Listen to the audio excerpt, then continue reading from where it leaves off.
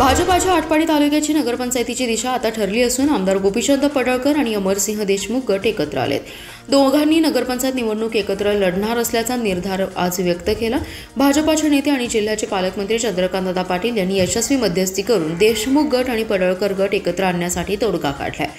देशमुख आणि पडळकर एकत्र आल्याने दोन्ही गटात आनंदाचं वातावरण आहे।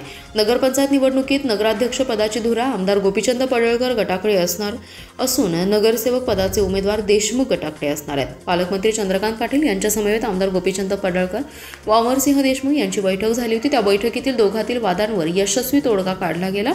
देशमुख आणि पडळकर गटाने नगरपंचायतीची निवडणूक भाजपच्या झेंड्याखाली संपूर्ण ताकदीने लढवण्यावर शिक्कामोर्तब केला। दोन्ही गटातील इच्छुक उमेदवारांनी भाजपमधून उमेदवारी दाखल करण्यासाठी धावपळ सुरू केली आहे। पडळकर गटातून युटी जाधव यांच्या नगराध्यक्ष उमेदवारीला अमरसिंह देशमुख यांनी सहमती दर्शवली आहे। त्यामुळे जाधव यांचा उमेदवारी अर्ज आज गोपीचंद पडळकर आणि अमरसिंह देशमुख यांच्या साक्षीने दाखल केला।